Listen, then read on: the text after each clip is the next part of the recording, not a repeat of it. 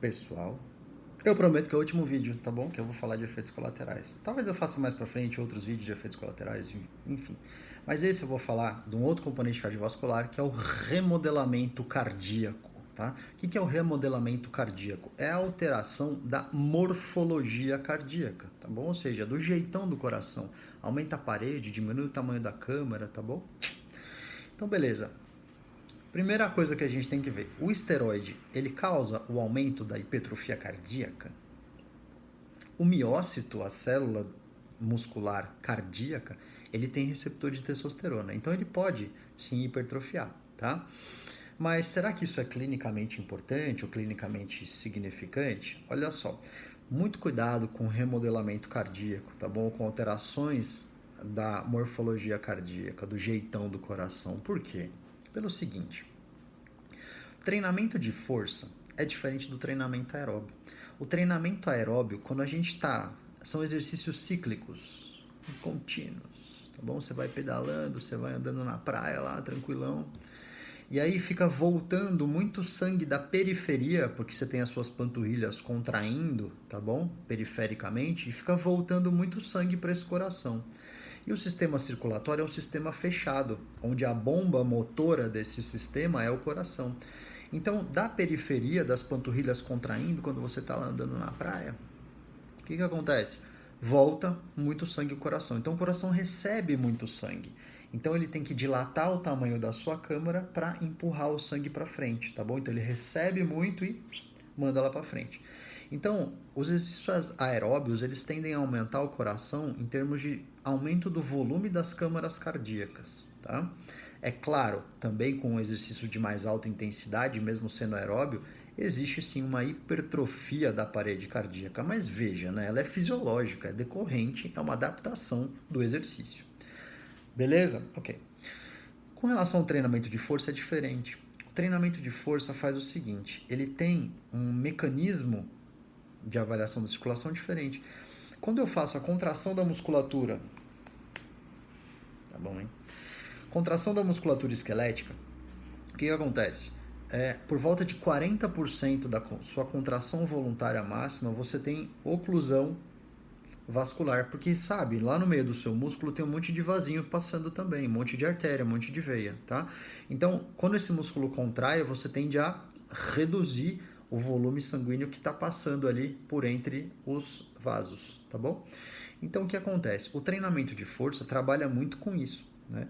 Então, ele vai proporcionar uma diminuição do sangue que está circulando. Ora, se eu brequei a pontinha, o que está para trás vai ser sobrecarregado. Vamos imaginar de uma forma que vai ficar muito tranquila. Imagina que eu tenho uma torneira ligada com uma mangueira, e aí eu vou lá e aperto o bico da mangueira. O que vai acontecer com a pressão? Vai aumentar, certo? Vai aumentar aonde? Até a torneira, certo? Porque às vezes você fica segurando lá a torneira e faz assim, ó, pof, né? Estoura lá. Você fica segurando a mangueira e pof, estoura a torneira lá depois, né? Então, o que acontece? Então, este coração no treinamento de força, que é diferente do aeróbio, que o sangue está circulando bastante, recebe muito sangue para passar para frente, no treinamento de força acontece diferente. No treinamento de força, o coração precisa bombear contra uma periferia, ou seja, do sangue que saiu do coração, está lá nos vasos, que está contraída. Então essa periferia está contraída. Então o coração tem que aumentar a sua força de contração. E no aumentar a força de contração, ele hipertrofia a parede dele, tá bom? Mas não há, do ponto de vista fisiológico da adaptação ao treinamento, uma alteração patológica. Esse indivíduo pode ser doente, isso é outra coisa, tá? Mas a adaptação fisiológica do exercício, ela vem de uma adaptação de sobrecarga de pressão e não uma sobrecarga de volume de sangue, como é no aeróbio, tá bom? Então o coração precisa bombear com a periferia contraída, e o que acontece? Você vai aumentar a pressão e a pressão vai ser retrogradamente aumentada. Então esse coração hipertrofia a parede, mas ele não vai diminuir o tamanho da câmara cardíaca, mas ele tem uma alteração estrutural, tá bom? Que pode ser fisiológica. A testosterona em demasia pode aumentar um pouco mais essa parede do miocárdio, tá bom? Que é o músculo cardíaco. Então, sim, por quê? Porque o miócito, como eu falei no começo do vídeo, ele tem receptor de testosterona. Então, você pode sim aumentar. Feito? Agora, isso tem que tomar cuidado também, uma outra coisa. Qual é essa outra coisa? Lembra que a gente falou lá no vídeo que os indivíduos têm um sobrepeso? Quanto mais maior de grande for ficando o indivíduo que está fazendo fisiculturismo, ele tem um volume corporal muito grande e precisa chegar sangue e oxigênio no corpo inteiro. Só que o coração, amigo, é um só. Se ele é um fisiculturista que tem 100 quilos com 5% de gordura, ou se ele é uma pessoa obesa que tem 32% de gordura, mas tem 100 quilos, o sangue vai precisar chegar na periferia da mesma forma, tá bom? Então não é porque ele tem mais ou menos percentual de gordura que ele vai depender mais ou menos desse coração. Ele vai, toda vez que você vai aumentar muito o volume corporal, você vai aumentar a demanda cardíaca para suprir todo esse volume corporal que você tem. Tanto é que a medida de exame do ecocardiograma, ela é medida por um padrão de superfície corporal, tá bom? Então, o que acontece? Esse indivíduo é muito grande. Algumas pessoas falam, pô, mas ele é fisiculturista. Eu falo, tá bom, então avisa lá pro coração. Eu falo, olha, não, viu? Não, fica tranquilo aí, porque na verdade ele é fisiculturista, né? O coração não entende esse tipo de coisa, certo?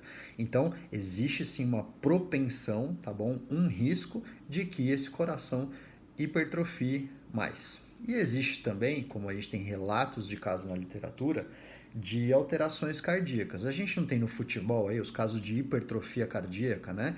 Cardiomiopatia hipertrófica, né? Aumenta lá, por exemplo, a parede do coração. A gente tem isso em corrida, a gente tem isso no futebol, a gente tem isso em triatletas, a gente tem isso em uma série de lugares. Alterações cardíacas são presentes nas pessoas.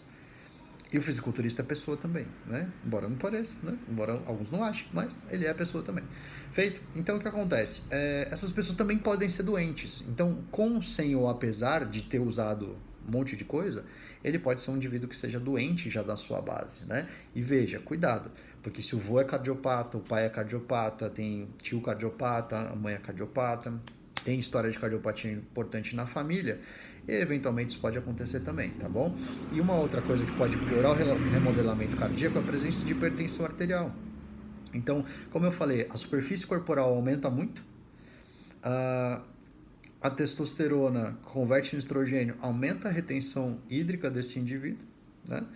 Ingesta de sal aumentada, se ele for, então ele fica um indivíduo, entre aspas, assim, que pode aumentar a sua pressão arterial, e a pressão arterial, como não dá sintomas durante um período muito grande, ela pode aumentar o quê? O remodelamento cardíaco, ou seja, a adaptação cardíaca a uma nova fase, a um novo ambiente, tá bom?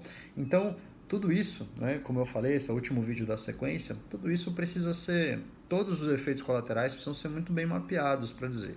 E de novo, e eu vou terminar essa sequência de vídeos falando da mesma coisa, que nenhuma droga terapeuticamente usada ou não, ou seja, para fins terapêuticos ou para fins estéticos, tanto faz, nenhuma droga é 100% segura. Não, nenhuma droga é 100% isento da possibilidade de efeitos colaterais. Efeitos estes leves, efeitos estes muito graves até a morte, tá bom? Então, isso é bastante importante. E uma outra coisa que eu esqueci de falar, por isso que eu acabei me despedindo antes de vocês, e eu sou, né, desatento com algumas coisas. Falta falar de arritmia, né? Então, arritmia, o que é arritmia? Né? Alteração da condução cardíaca, do ritmo cardíaco. Ele tá lá, tum-tum, tum-tum, tum-tum, tum-tum, tum-tum, tum-tum, tum-tum, tum-tum. Ele começa a alterar o ritmo normal. A testosterona dá arritmia? Olha, todos os trabalhos terapêuticos aí, isso não é um efeito realmente muito visível, tá bom? O que promove a arritmia? Cafeína, taurina, efedrina, beta-2 agonistas do tipo clenbuterol, salbutamol, tá bom? Estimulantes, hormônio de tireoide, tá? Então, uma tireoide hiperfuncionante, você pode ter uma coisa que a gente chama de tempestade tirotóxica, né? Ou seja, você tem aí uma alteração, porque a tireoide regula o ritmo cardíaco. Um excesso de uso de hormônios de tireoide pode desregular o coração, tá bom? Então, sim, claro, isso pode acontecer também, pode ter arritmia, tá bom? Então, era isso que eu tinha a falar, eu já me despedi mesmo, né? Então, a gente se vê no próximo vídeo, tá bom? Tchau.